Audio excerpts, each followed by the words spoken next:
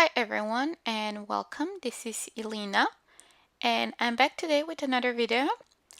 This time I'm making a card using mix and match monsters from Hero Arts and along with my MISTI, and I'll be using Chameleon pens and the new colored tops that I purchased during their Kickstarter campaign.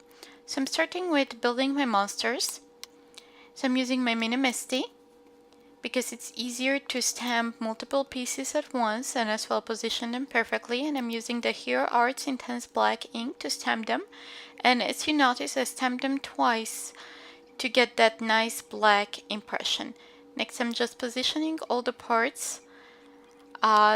These are the antennas and I'm just trying to see which eye I want to use, and you'll see how I build these monsters. I'm step by step I'm picking one or two stamps at a time with the lid of the MISTI in order to not kind of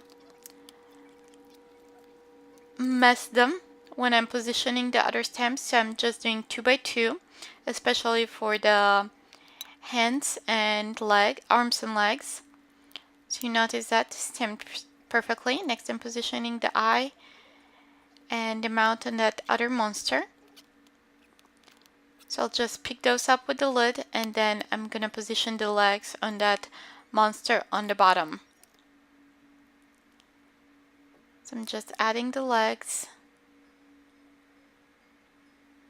And it's a little bit difficult with smaller stamps, so the MISTI is perfect, even though it's a little challenge to not, like, those little stamps to not stick to your fingers.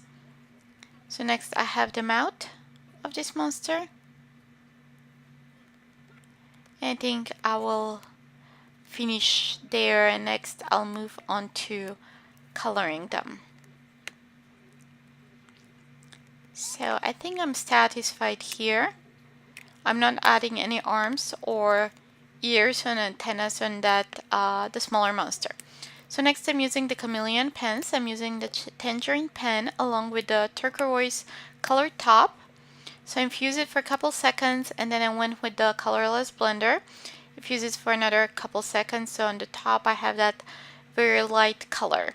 So I'm starting to color. Because I infuse it only for a couple seconds, you can see here it's kind of green. It's not really turquoise. If I went longer, it would have started from turquoise.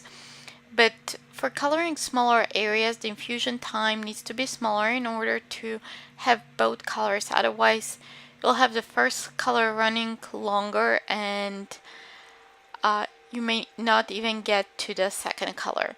You can as well layer 3 colors or more, but those work best if you have larger areas. Now I'm coloring the second one. I'm using the fuchsia along with the tangerine color top. So the fuchsia chameleon pen and the tangerine color top, and then on top I added again some colorless blender. And I'm just correcting my mistakes that I went over the lines with the colorless blender.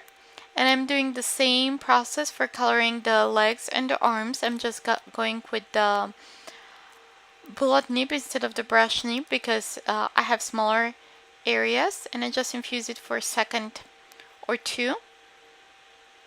Here I'm going with the turquoise pen and the tangerine color top because I want to start from the orange and then go to the green, so it kind of, you have like continuous flow from the body towards the arms.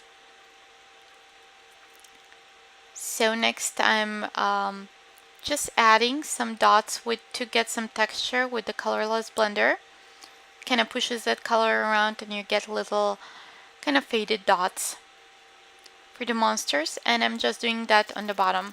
So next I'll just cut them out with the magic of YouTube. They're already cut, and as well I cut a circle using one of the circle infinity dies to use as a mask. And you notice first I adhere the circle. I use like fully sticky note,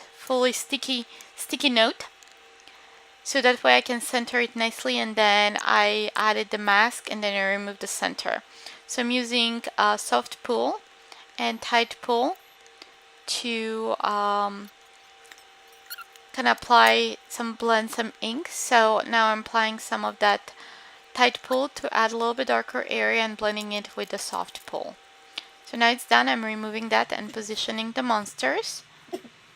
So now I want to add some. I'm using the Pico Embellisher, the clear Pico Embellisher, to add a little bit shine on the eyes of the monsters.